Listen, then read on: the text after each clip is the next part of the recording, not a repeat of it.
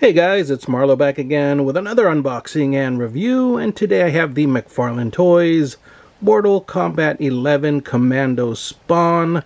I believe he is a 10-inch statue figure. I say statue figure because he doesn't have too many points of articulation from what I understand, so he's more of a statue that you can slightly pose here and there. So we'll take a closer look at that as soon as we unbox him, and I want to compare him to the more articulated, smaller 7-inch version here.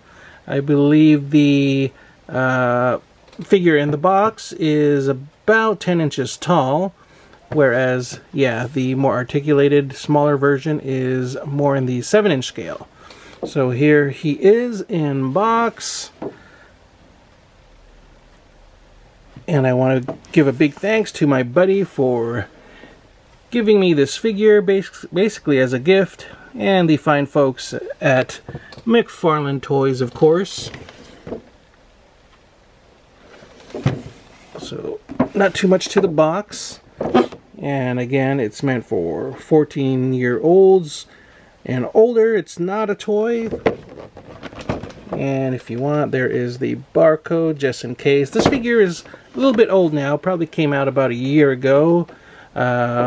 Back in early 2022, but just got it in hand, so I figured I'd unbox it for you guys and also do a quick comparison.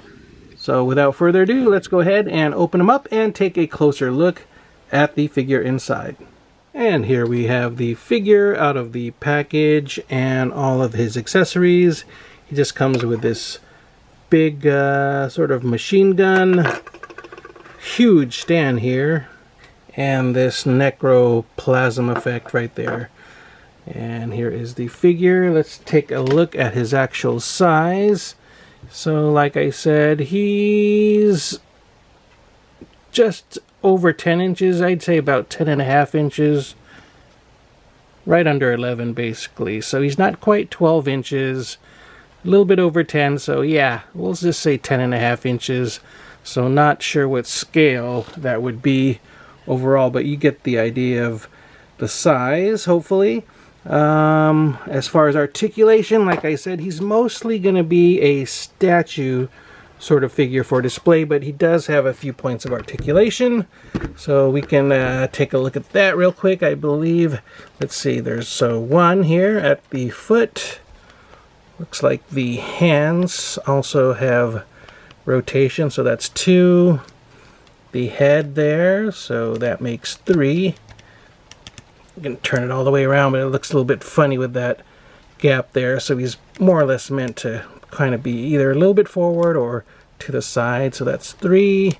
We have 4 there with the elbow, 5 with the hand. So you can get that to rotate a little bit as well. And the legs don't really move. I think the last point would be at the waist, so we get 6 points of articulation there with the waist, basically. So, yep, that's it. The cape is quite heavy, a little bit bendable, but it is pretty rigid in comparison to the smaller McFarlane figures. But, yep, that is it as far as posability. Like I said, he's pretty much meant to be a slightly posed statue. And here we have the Commando Spawn fully posed with his accessories. And while he stands pretty well without the base, I basically just sat him here on the base just to give you guys a look, to give you guys a complete look, but he's not even on the peg there.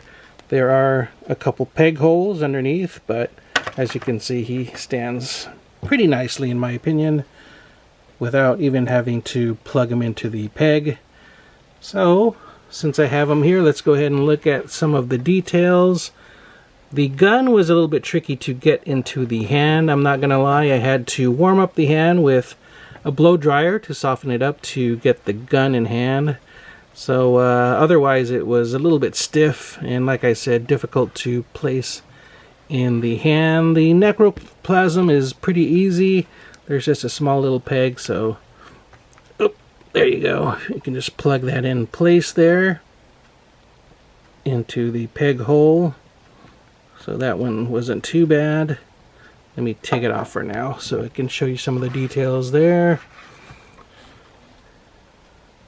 The face of Spawn underneath the mask, and all of his gear. The bandolier with the bullets, grenades.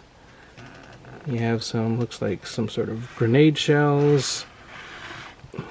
There's a pistol there to the side. The cape is a lot more rigid than the other sort of more rubberized capes that you get with most other smaller scale McFarlane figures. So again, this will be nice for display again, more or less as a statue that you can slightly pose here and there with the 6 points of articulation. So for comparison, let's bring out the smaller 7-inch scale Mortal Kombat figure, and you can see his display base in comparison. Very minuscule in comparison. And he also has some necroplasmic type weapons there, but he is a lot more articulated. If you're familiar with the Mortal Kombat line, you're gonna know he has quite the bit of range of motion and articulation. You know, the feet, the knees, I think double joints at the knees, the hip, the thighs, the waist, head, shoulders, biceps, all over the place. So that's how he looks and sizes up next to the larger, what is he? We're going to say 10-inch scale Commando Spawn. Let me get that necroplasm back in hand so you can see the two. There you go. Posed them up pretty similarly. And one final comparison is the original Mortal Kombat Spawn, but this is the version with the mace. I have the other two versions. There were two more versions before this, one with sword, one with a battle axe, and now with a mace. All the figures were pretty much the same otherwise, but you can see them all here side by side. So a great figure for any fan of Spawn, especially if you love the Commando Spawn design. Let me see if I can get this guy to stand. And, you know, as long as you're not a stickler for posability and you just want something for display, this 10-inch Commando Spawn should work nicely for you on your display. Let me give you guys another look at the back. Really nice details there with the sculpting, the texturing on the cape.